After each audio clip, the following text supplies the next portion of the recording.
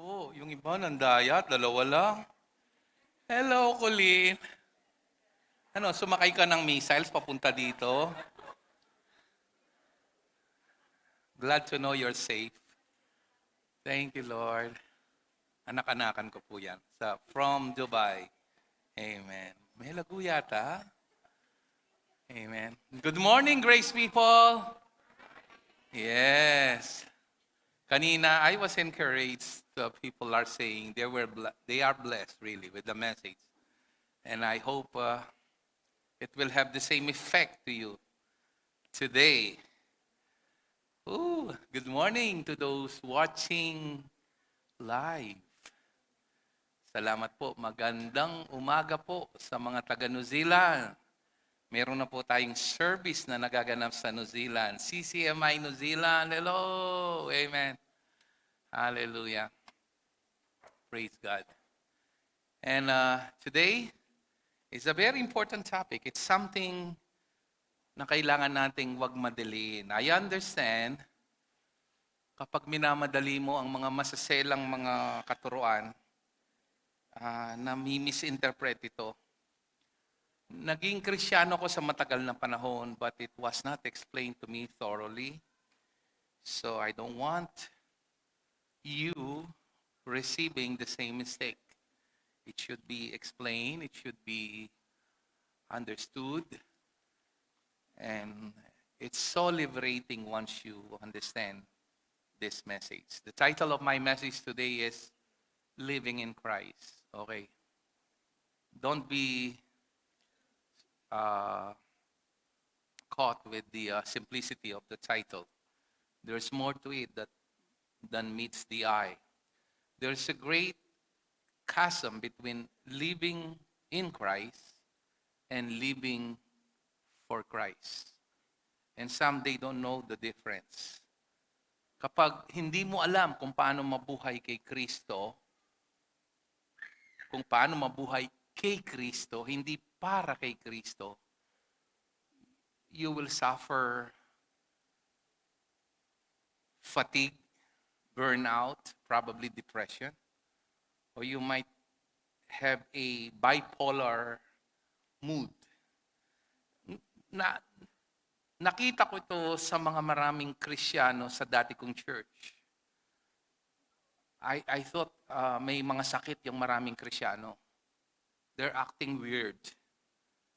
They're nice on Sunday, but during the weekdays, they're not so nice. Then I understood later on, saan nanggagaling yun? So today, I will try to explain it to avoid the same mistakes and to understand the wonderful the beauty of the gospel. It has been thought to us that the gospel is only for the non-believers. And nalulungkot ako pag naririnig ko yung mga tao na ganun silang magsalita. While it is true na kailangan ng mga non-believers ang gospel, mas kailangan pong marinig ito ng mga believers. Meron po ako nakausap, isa sa mga leaders ng isa sa pinakamalaking church sa Manila. May branch na yata sila sa San Fernando. Tinanong ako kung ano yung topic natin. Sabi ko, Grace. Basic, pang salvation. Hindi ko alam kung gusto ko siyang sampalin o naaawa ako sa kanya. Joke lang yon. Kasi hindi niya, parang leader siya, wala siyang ideya. It's grace from beginning to end. It's something that is often misunderstood.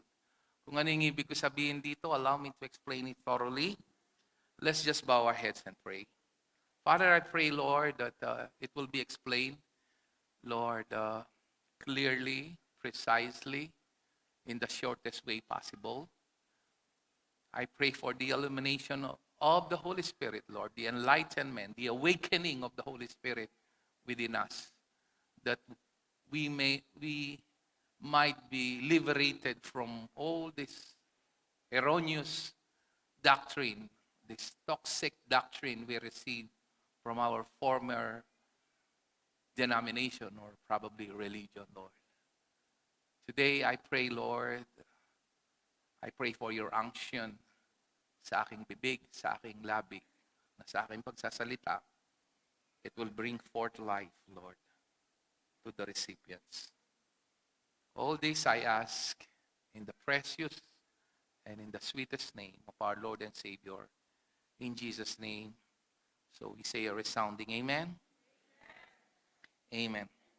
Just to give you an idea what I'm talking about, let's start from 1 Thessalonians chapter 1 verse 3. This is not my message. I will give you just a foundational verses for you to understand what is this all about. Okay? Nung una kong binasa to, matagal na akong nagbabasa ng mga epistles of Paul. Dinadaan-daanan ko ang verse na to until the Holy Spirit got my attention to this verse.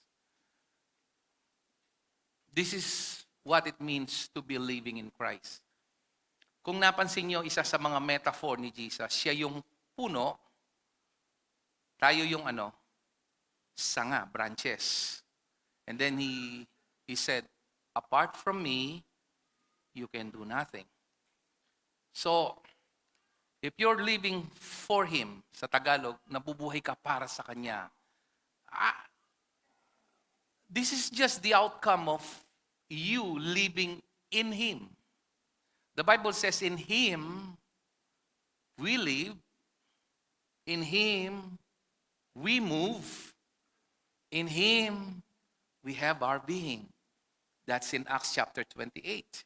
Meaning, everything we do as believers should come from Him. It should not emanate from our own strength. Look at this. We continually remember before our God and Father your work. Lahat po ng nagtatrabaho dito, say amen. Whether that will be a daily errands sa inyong mga tahanan or your regular job sa labas, the Bible says it should be produced by what? By faith. Meaning you should not be doing it on your own strength. Later on, I'll give you the summary of all these preachings in one verse, and you will be surprised. Your labor, ito yung mga, it's by grinding. Kaya lang, huwag kayong maghalo ng semento na walang damit, ikukulong kayo. Samantalang yung mga nagnanakaw na nakabarong, nasa laya. Okay. Napanood nyo yun? Trending yun, ano? Oo nga Pag-pray nga natin yung gobyerno natin, The Lord is doing something amazing behind the scene. Pinapakita dito, wala sa leader ang success ng isang nation.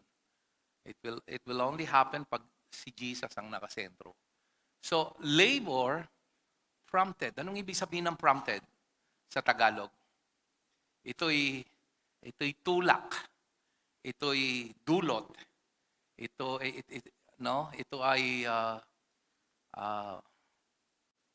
udyok ng pagmamahal. Di ba? Anything that is not done with love, sinabi ni Paul yun, even though I will feed my body to the hungry, I have faith that can fathom depthness of things spiritually. I'm just a noisy cymbals without love. See that? So, labor prompted by love. And your endurance. Ano yung endurance? Pagtitiis. Pagtitiis sa maraming bagay. Pagtitiis sa mga pinagdadaanan natin. Hindi pagtitiis dahil lang sa pamilya. Hindi pagtitiis dahil lang may mahihita ka. May mapapala ka. Walang masama doon if that's all you've got. You will come to an empty can and you will be drained. It should be endurance inspired by hope in our Lord Jesus Christ. The Bible says, after all, whatever you do, whether you eat or drink, you do it for the glory of God. You see that? Anong nakikita nyo sa talatang ito? Nakasentro lahat ito ng mga kilos, whether that be a labor, whether that be a work, or whether that be a endurance. It should come not from your own strength. If we are on the same page, say amen. All right. Let's go further. 1 Corinthians 15:10. Sinong nag-enjoy sa lesson? Wala pa ako sa main lesson ko. Binibigyan ko lang kayo ng pundasyon.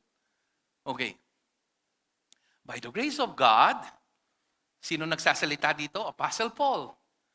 I am what I am, and His grace to me was not without effect.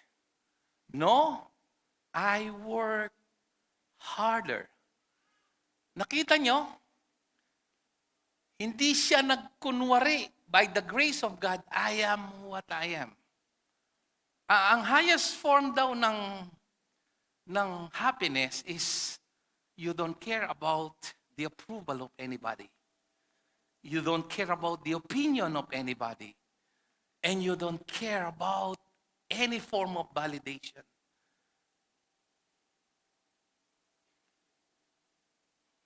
Wow. Sa psychology yun. Pero siyempre, tayo alam natin, tayo ay approved and validated at the cross. I am what I am by His grace. No pretension, no superficial relationship. Alam mo yun, yung paimbabaw?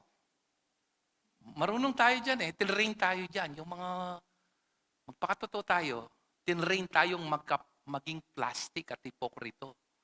We pretend to many people because we are afraid to be rejected, criticized, or worst, destroyed.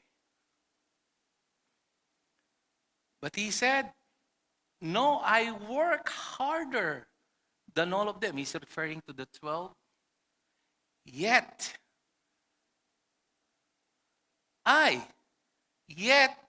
not I. Kita niyo yan? I work, but not I. I work, but not I, but the grace of God that was with me. Wala akong nakita sa lahat ng writing ni Paul na he was depleted. Anong ibig sabihin ng depleted? Yung naubusan of strength. Depleted of anointing or power. Madaling ma-deplete, maubusan ng lakas kapag ginagawa natin to on our own. That's why ang introduction ko kanina, are you living for Christ or are you living in Christ? Now, there is nothing wrong living for Christ. As long as you get your strength and you're living in Christ. Lalabas yun ng kusa. Okay. But make sure you're not only living for Christ, but you know how to live in Christ. Lahat ng in Christ sa Bible, kung if you're doing it in a traditional way, reading the hard copy, it will be very helpful to you kung yung in Christ sa mga nababasa mo, nag-highlight ka. Because those are all benefits. Those are all your privilege. Those are all messages and promises related to not what you will do, you can do, or you have done, but on one basis alone, on what Jesus did for you. Say amen if you understand what I'm talking today. All right. Let's go to this article, which is a very good one. I thought we need to read this article because this is the foundation of all my teachings. Paulit-ulit kong sinasabi to, pero madami sa mga believers hindi talaga to maunawaan. I am praying today you will grow deeper and understand what is really living in Christ.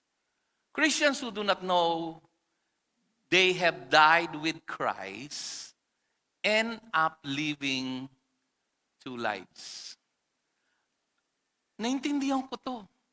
Dati hindi ako makakuha ng paliwanag bakit maraming Kristiyano sa loob ng church parang may bipolar na ugali. Ang bait sa linggo, pero pag nakasalubong mo ng Lunes, iba yung ugali.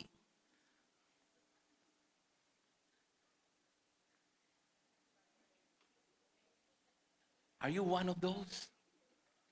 Yung pabago-bago? Mailiya, muayo. Muaya, mailiyo. Wala sa saniban nyo. Listen. This might be the cure. And this might be also the reason why a lot of well-meaning believers are living a what we call a mixed, confused life.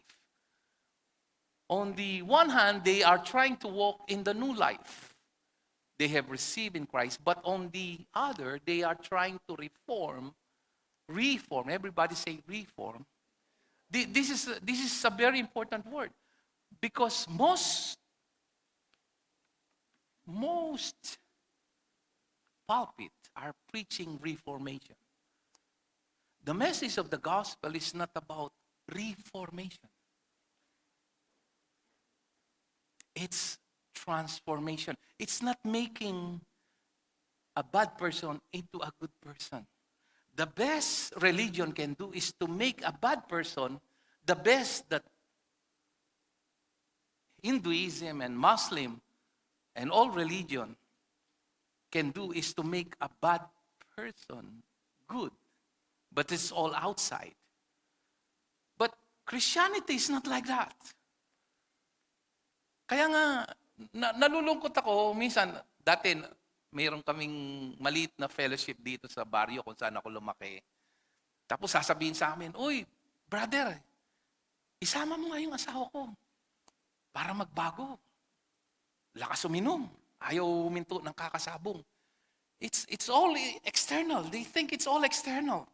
Akala nila, gusto nilang maalis yung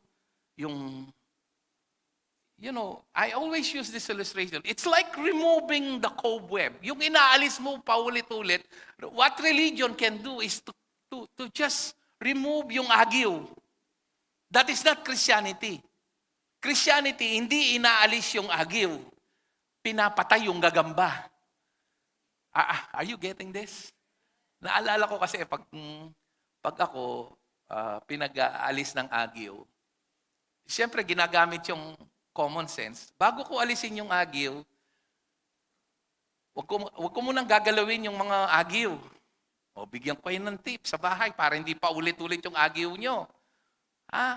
Patayin nyo muna. Kasi pag ginalis nyo na yung agiw, tatago na yan. Di mo na yan mahuhuli. Patayin mo muna yung mga gagamba, tsaka mo alisin yung agiw. Matagal bago umulit na may agiw. Hindi yung nag-agiw ka ngayon, bukas meron na naman. Ang sipag kaya ng gagamba na gumawa ng agiw.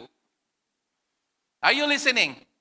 That is the difference between religion and Christianity. Christianity will turn dead people into a new living creature. That's why you are a new creation once you've been united with Christ. Okay.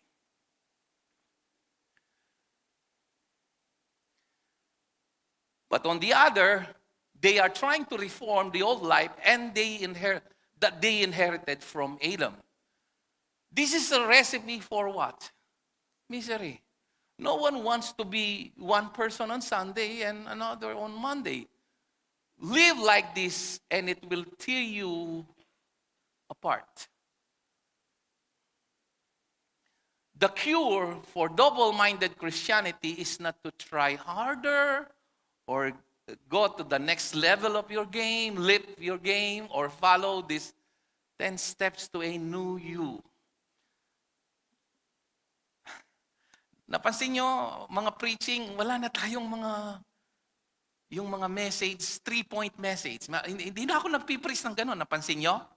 5 points message. 4-point message. Hindi na ako nagpipreach ng gano'n. Because that's not how it works. It's not by rules that you will be transformed.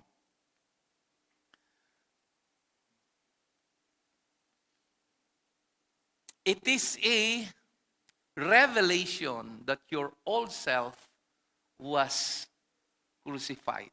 What is the key? It is say it out loud, revelation. Bigyan ko kayo ng ideya kung anong ibig sabihin ng revelation. Sometimes you need to use yung pinaka-simple para maintindihan nyo. Kasi kahit naririnig nyo tong you died to your crucified with your old self, until you have your own revelation, it will not have any effect in you. Okay? Naalala ko nung maliliit yung nasa edad na, marunong na magilamos, mag-toothbrush yung mga anak ko. Lagi ko sinasabi ito sa inyo. Napapagalitan sila sa akin kasi natutulog sila nang hindi nagtututbrush. Sinong guilty doon? Ako, madalas. Tutulog ako hindi nagtututbrush. Kagising mo, babaw kang imbor na lasbuk. But later on, nung sila'y lumalaki, na-realize nila, nakakahiya, yung mabaho yung hininga. Dati nagtututbrush sila dahil sinabi ko, pero ngayon, sumobra naman. 3 times a day nagtututbrush. Anyang may biyasa lang makipalkarine ng lo. O tingme ito nga toothpaste sa maragul, parmingguya mo. Gigisa nandi. My point is this. Ginawa nila yon hindi dahil sa sinabi ko lang, kundi naunawaan nila na kailangan nilang gawin kasi makipalkarine na lo. Say amen if you understand that. You need to come to that level. That you need to believe that your old self died, not because your pastor said it, not because the Bible declared it, but because you understood it finally, that until you believe that your old self by faith has been crucified, you will not be liberated from all these miseries this old life has to throw at you.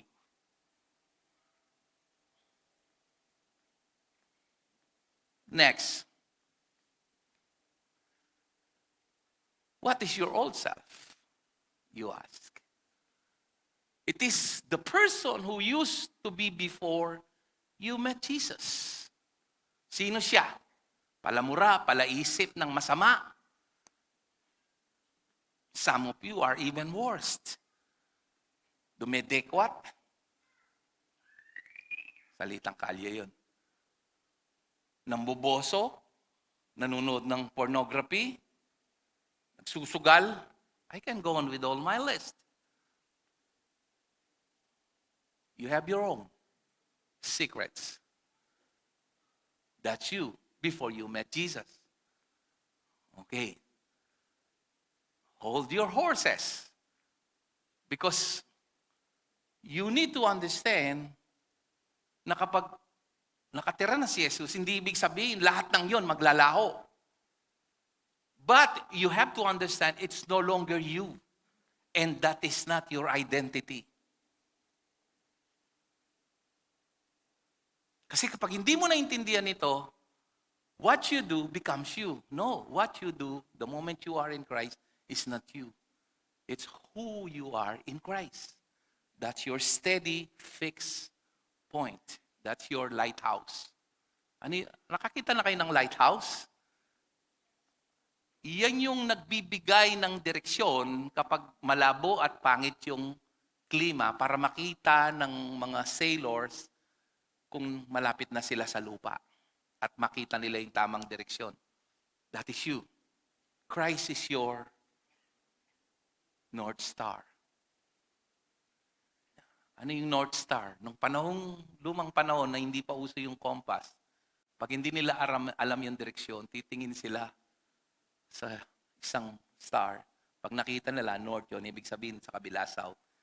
left or right, east and west, they have the idea kung saan sila papunta. Okay, it's just an expression. I'm making it. Sa mga iba, they know what I'm talking, but some of you don't have any clue. That's why I'm explaining it precisely and clearly. It is who you are in Adam before you put into Christ. Paul wrote that we know that our old self was crucified with him. Romans 6:6. The old man, ang sabi po ng King James. Look at his choice of words. Was crucified. Ano yon? Past tense. Done, nangyari na, dusted, tinubuan na ng alikabok, patay na at nailibing na. That's why part of the gospel is not only the death, but also the burial. Now let me tell you this. Death, nung ako ay hindi po ko pa alam yung gospel, I used to say, si Jesus, pinatawad ang ating mga kasalanan. Si Jesus, binayaran ang ating mga kasalanan, kaya dapat kang humingi ng tawad. Nakita ko to sa Malolos, dumaan sa feed ko, isang fellowship na may malaking fellowship. Hanggang ngayon, ginagawa pa rin pala ito, yung Lord, paglapit namin, pakalinisin mo kami, anumang karumihan na makita mo. Naawa ako sa kanila, nakikita ko yon. They don't believe it is finished. You don't have to do it over and over again. Okay? And ang alam natin, namatay si Jesus para sa ating kasalanan. But that is so deceiving and incomplete. Kaya marami sa mga sinasabing so-called believer, hindi naman talaga believer. Katulad sa Betis, sa Santa Ursula at Betis, sinasabi lahat, halos na evangelize na ang Betis. Pero hindi sila nagpatuloy. Hindi talaga sila magpapatuloy kasi hindi sila naligtas because the true gospel was not preached to them. His death at the cross is not merely, listen to me, the forgiveness of your sin. It is your old self crucified with him. That's so important. That's so vital. That's why when Jesus said, carry your own cross, the right interpretation there is not to carry your sickness, carry your black sheep son or daughter, carry your womanizer husband. That is not what it meant. The cross there symbolizes your death at the cross. That's the proper interpretation. Because his death is your death.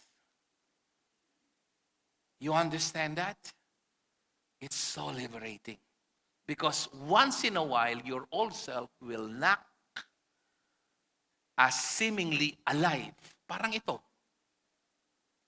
Buhay, ang ganda. Pero alam nyo, buhay, di ba? Mukhang buhay. Pero patay na yan. 3 days from now, tuyot na yan. Hello? Bakit? Bakit alam nyo patay na yan? Wala na sa lupa. Binunot na eh. Ganon din yung old self. It will appear as if buhay. Because it is so conducive in this world, you think it's alive, and yet, it's already dead. Ganda oh, mamaya.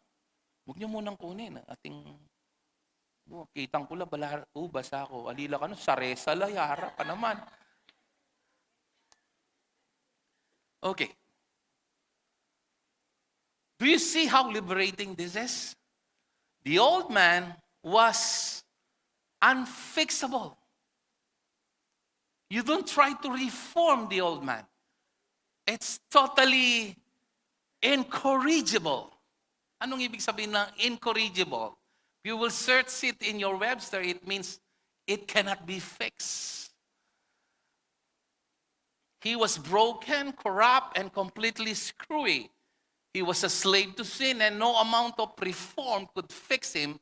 But the good news is, this old self is dead, according to Romans 6:6. That incorrigible old so-and-so was nailed to the cross with Jesus. And he no longer lives, just like these flowers.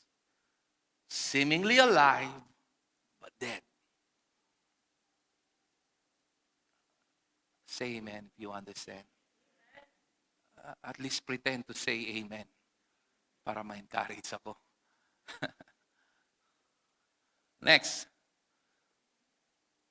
If the average believer could grasp hold of this truth, I died. Pag talagang pinaniwalaan mo to, half of our church programs would cease immediately. We would stop trying to reform the old man because the old man is dead. Napansin nyo sa mga churches, puro entertainment. Gusto nilang preacher yung nagpapatawa. Gusto nila yung maraming storytelling. Napansin nyo? Because they're entertaining the old man. And they're not interested to this type of preaching. Napansin ko yan. Pag walang program, walang gimmick, walang mga outside the, anong tawag dito? Yung motivation. They're entertaining not sheep, but they're entertaining goats.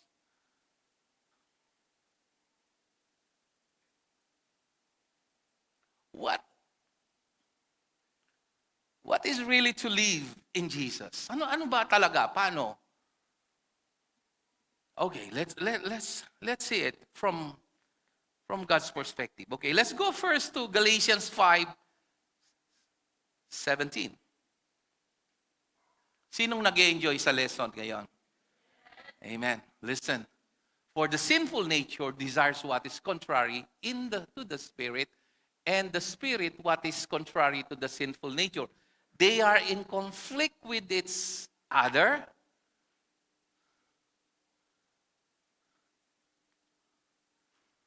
This is a very important statement. Huwag niyong ma-miss. Ano yung next part of the whole sentence? So that what?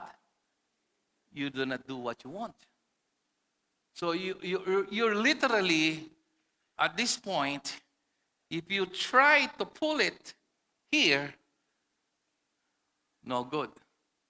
You try to pull it on your own, you don't have any power at all.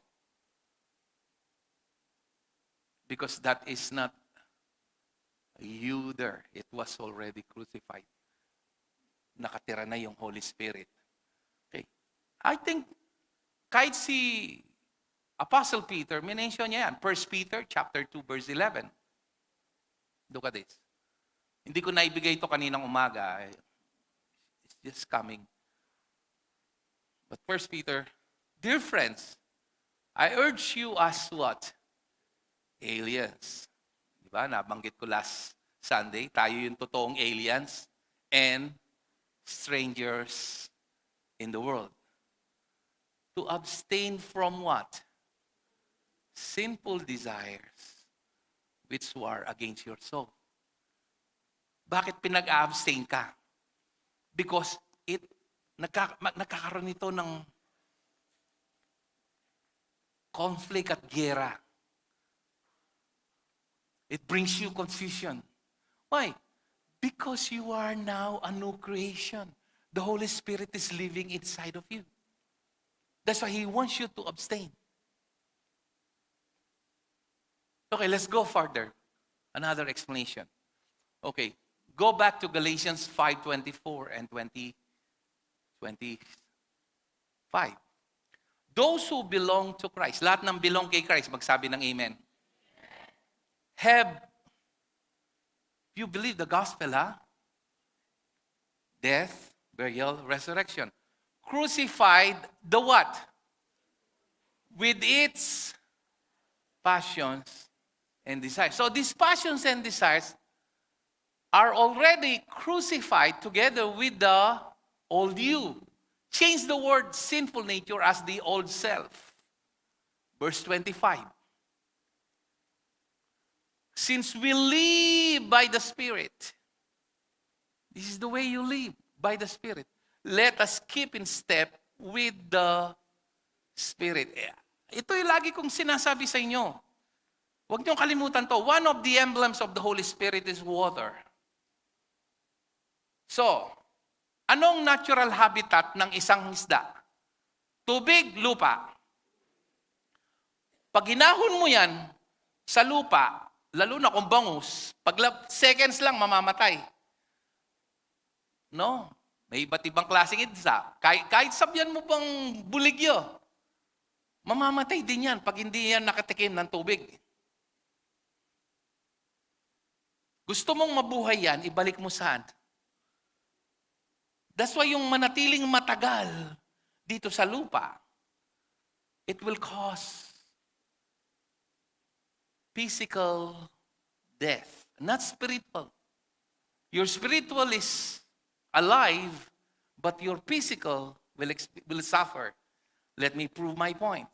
Romans 8:8 up to 13. And then we will conclude with this one verse. Sinong nag-enjoy sa lesson? Malinaw, di ba?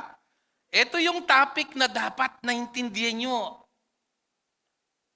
Settled dapat sa inyo to. Pag hindi settled dito sa inyo, lagi kayong nako-confuse pag nagkakamali kayo. Those controlled by sinful nature cannot please God. Kaya nga yung non-believer, kahit mag-donate pa yan para pagpagawa ng malaking simbahan, kahit gumawa yan ng charity work, ang tawag doon, dead works. Because a dead person will produce dead works. Yan ang sabi ng Bible. Because they are controlled by, that's why you are saved, not by your good works. Napansin nyo?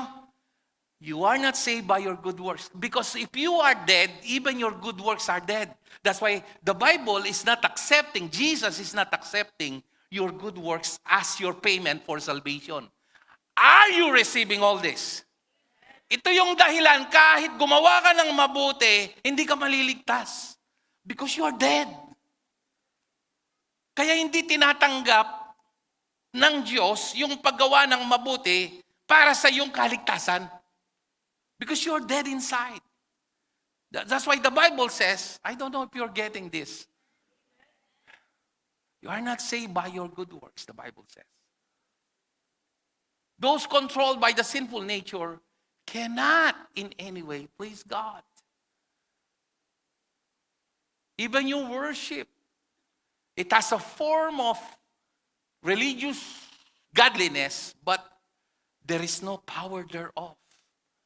Because those who worship, Jesus said, the true worshipers must worship in spirit. You must be alive in spirit. And in what? Truth, that all your sins through the scripture are forgiven. Whew, lot of revelation. Verse 9. You, however, are controlled not by, but by, capital S, the Holy Spirit. If the Spirit of God lives in you, if anyone does not have the Spirit of Christ, yun yung testamento, kung totoong ligtas ka o hindi. You love hearing the word. You're not bored. Hindi ka pinilit. Pinili ka. Iba yung pinili sa pinilit. Pag pinili ka, kusang loob na dumadalo ka. Kusang loob na nakikinig ka. Pag pinilit ka, natutulog ka, hindi ka nakikinig.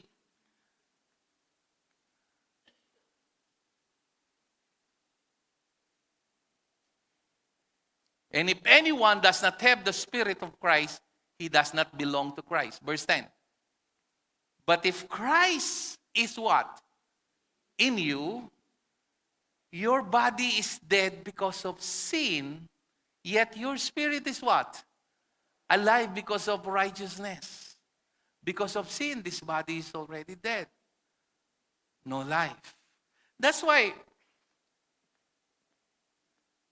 If you only preach his death, there will be no true salvation. That's why salvation should be death, burial, and resurrection. The Bible in Romans chapter 5, verse 10, before we go verse 11, turn it to Romans 5:10. The death of Christ reconciled you. Pero hindi ka naligtas through the death of Christ. You were only forgiven. Your salvation comes from His resurrection. Kaya sabi ng Bible, if you believe in your heart, I'm talking about Romans 10, verse 9, that God raised Him from the dead. Muli siyang nabuhay. Then you will be saved. Ano yung key doon na maliligtas ka? When you believe that Jesus was raised to life. And it was also mentioned in verse 10. For when you were God's enemies, you were reconciled to Him through what? Death. That's why if you only preach His death, there is no genuine salvation. You need to include burial and resurrection. Paul is very specific here. The gospel that saves. Naku, kung alam nyo lang to, no? Hindi nyo kailangan magpunta ng seminary tsaka Bible school. Hindi ito tuturo sa inyo sa seminaryo. Sasabihin ko sa inyo.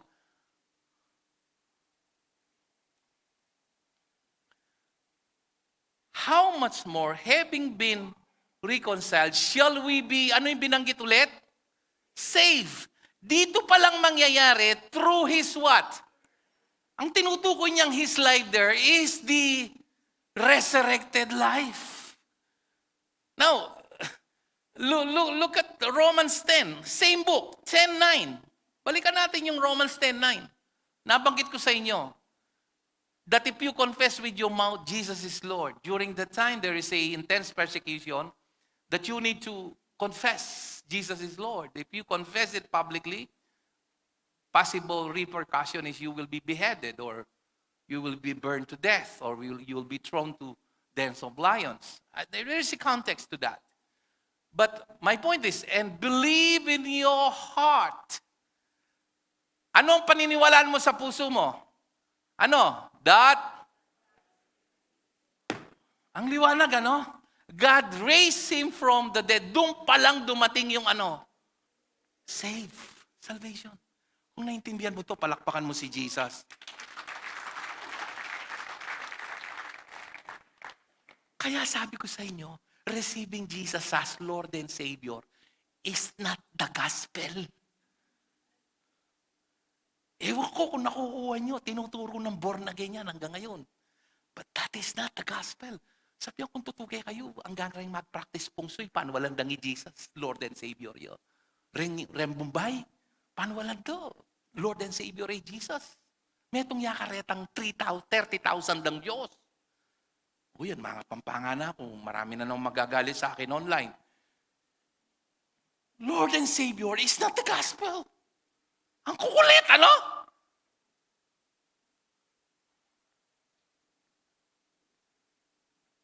Are you getting this? You are blessed hearing this. Not because I am the preacher, but because God showed mercy na intindihan natin ngayon.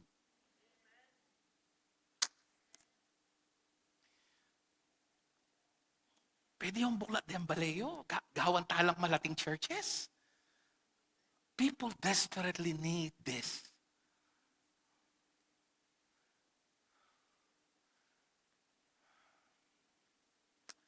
Okay, my conclusion, Galatians 2:20.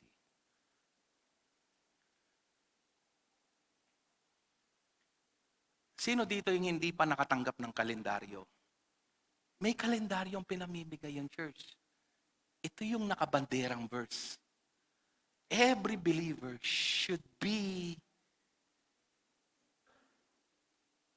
their life verse is Galatians 2:20. Living in Christ means Galatians 2:20.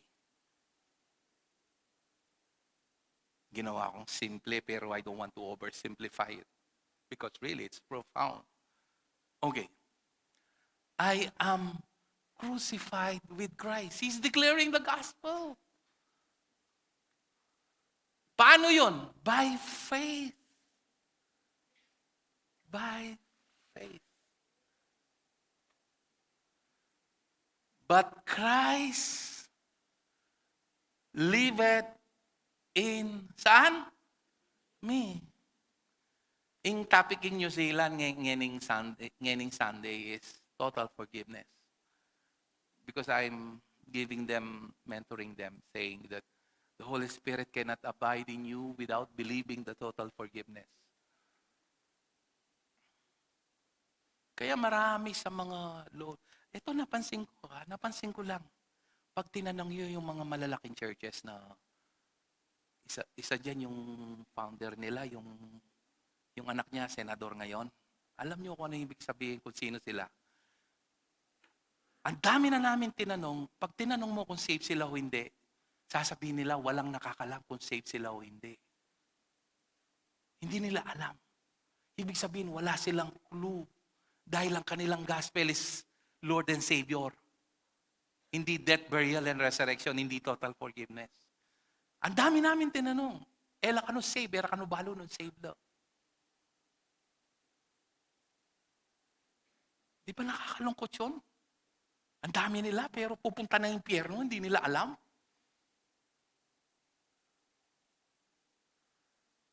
Are you listening?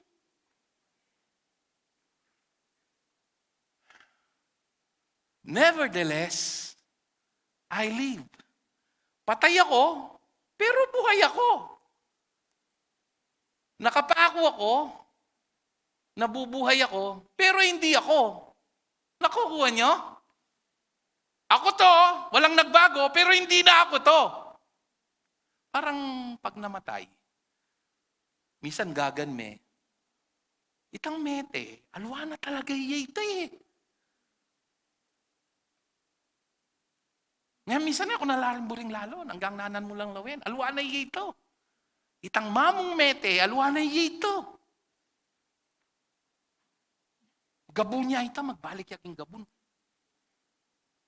Are you listening? The real you is the inside of you. Kaya nga pag umalis na yan, lupa na lang yan. Ang nyabin na ako ng gaya, kalaguna, bala matudtudya mo, siguro totoo. Yung peka-maturan tao, mas malaguya pa rin kesa aking may peka-malagong bangke. Huling itang bangke, tagabong niya mo. Are you listening? Come on. Have a sense of what I'm saying today.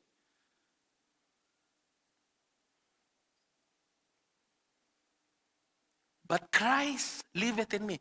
And the life which I now live in the flesh. Ito. Me. You. I live by what? By what? Di ko narinig. By?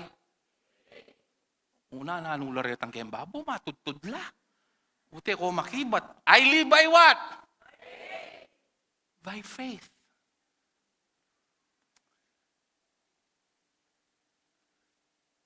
Of the what? Son of God. Here's my take. The faith that is in you is not dependent on your ability to be faithful. Because it is the faith of the Son of God. Binigyan tayo ng binhi ng pananampalataya, pero hindi ito galing sa atin, ito yung regalo. Galing sa pananampalataya ni Jesus.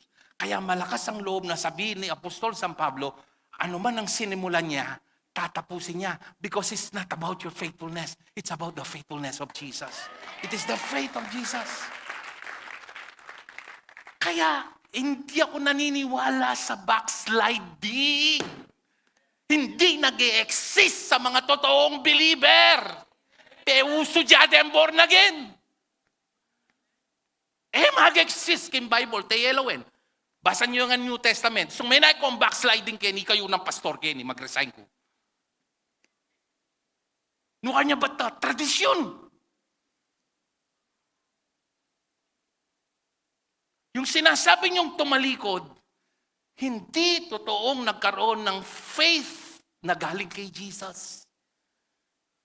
Yung faith na nasa iyo, pag galing kay Jesus, kahit madapa ka ng paulit-ulit, Tatayo ka kasi hindi ka nag-e-enjoy doon.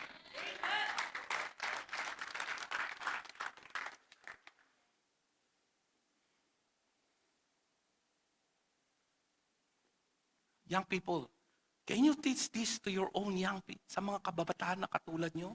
Para hindi sila parang, kasi minsan pag ikaw nakabase sa emosyon ng inyong pamumuhay kay Kristo, hindi by faith, lagi kang minimit ni Satanas doon eh. Feel ko ngayon, hindi ko feel ngayon. Excited ako, hindi ako excited. Kaya minimit ka ni Satanas na paulit-ulit doon. Kasi nabubuhay ka, hindi by faith, by emotion. Palagay nyo, kung by emotion ako dito, hindi na ako magpapakita dito. May mga oras na I don't want to stand. But I keep on showing up. Because it's not me. It's not about me. It's not by my emotion. I keep on showing up.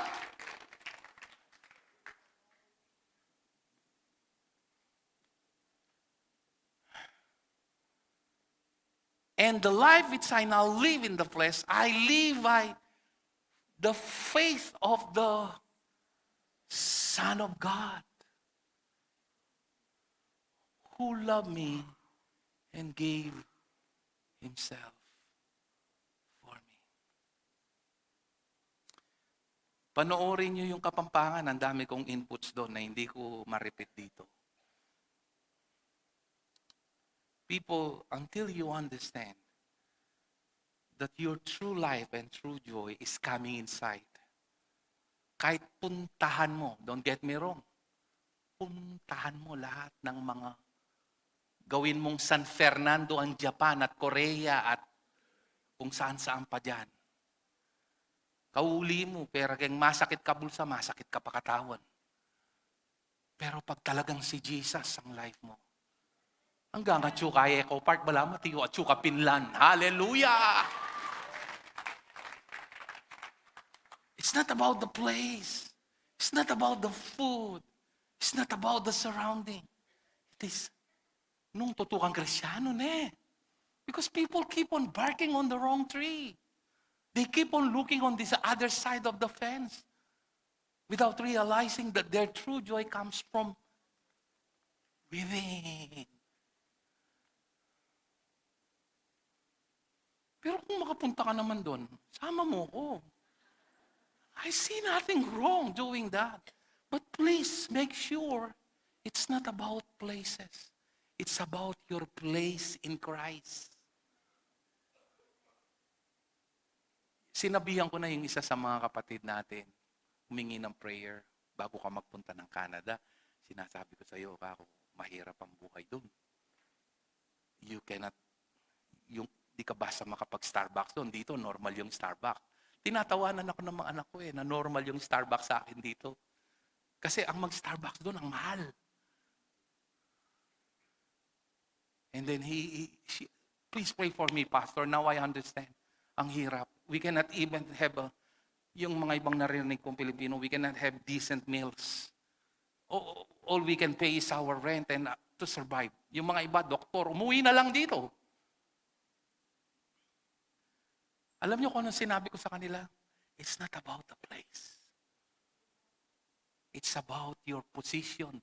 It's not about your geographical location. It's about your spiritual location. You see, I use this in Genesis 12 up to 21. When there is quarreling between Abraham and Lot, pamangkin niya si Lot, nagkakaubusan ng grazing, yung ano nila, pastulan. Sabi ni Abraham, choose. Whatever you choose. If you go left, I'll go right. You go right, I'll go left. Siyempre, si Lot, tinignan niya, nakita niya yung Nile River sa Egypt, daming damon, daming... So pinili niya yun, ang tingin niya, yung kanyang, yung mayabong na damo at halaman, ang magbibless sa kanya. Pero si Abraham is a man of faith. Naniniwala siya kung nasaan siya, nandoon yung pagpapala, wala sa lugar. At nakita natin sa kwento, the same blessing that God gave to Abraham, according to Galatians 3, is the same blessing in you. Hindi mahalaga whether you're in Europe or in the Philippines, whether you're in Switzerland or you're in Pampanga. If you believe in Christ, blessing will come to you. Not because of what you see, but because of who is inside of you. Let me reiterate this. It's not about your geographical location, but your spiritual location. Your spiritual location is you are in Christ.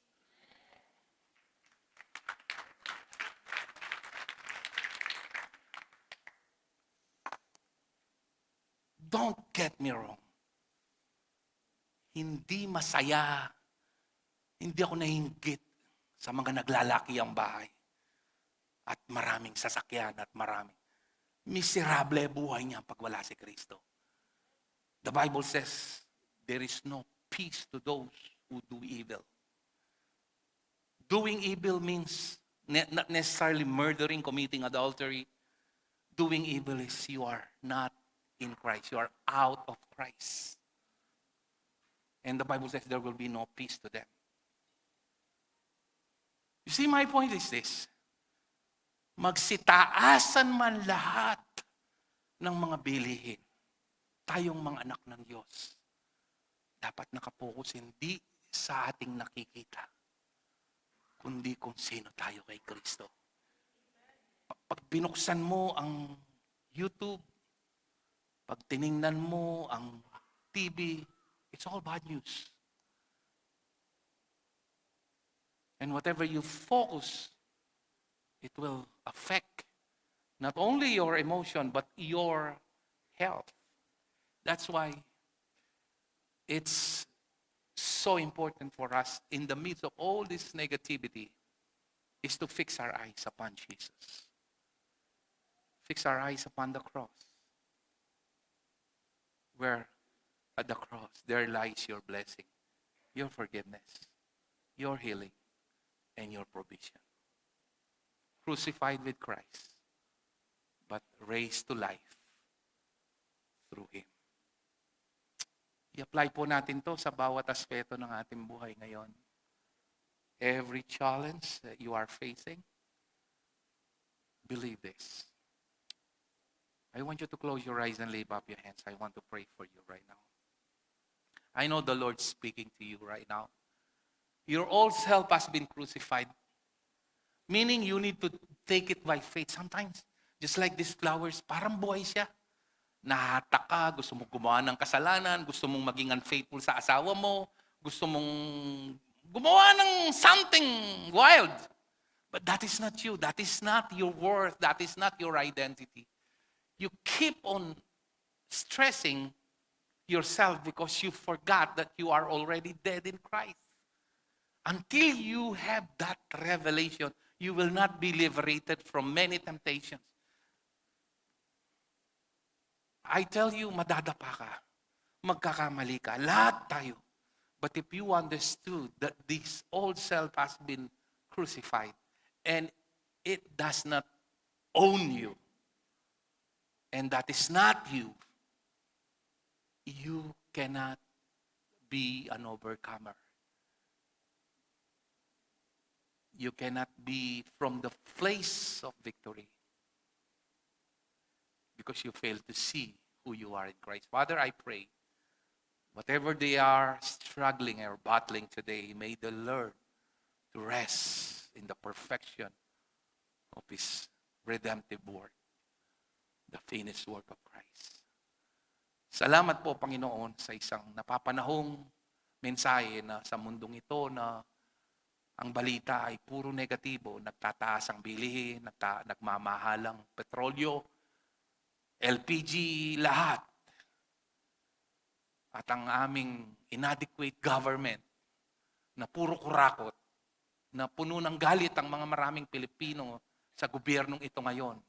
Pag nakita mo sa social media, puro pagmumura. Huwag nawa kaming ma-infect, Panginoon, ng mga nakikita namin, kundi maging mapagpasalamat kami, maging mapagpakumbaba kami, at magpakita ng kahabagan dahil sa gitna ng mga krisis na ito, Panginoon, pinapakita mo ang iyong katapatan at pagpapala. Nawa, Panginoon, ang bawat isa ay magkaroon ng personal na revelasyon sa mga naihayag upang hindi lang nila ito tinatayuan dahil sinabi ng pastor, kundi nakita nila katulad ng isang batang natutong mag-toothbrush. Dahil ito'y kailangan upang mag-survive. Ganon din sa amin for our well-being. We will stand and believe this with all our hearts. In Jesus' name we pray. You agreed with all your hearts, say your resounding amen. Hallelujah.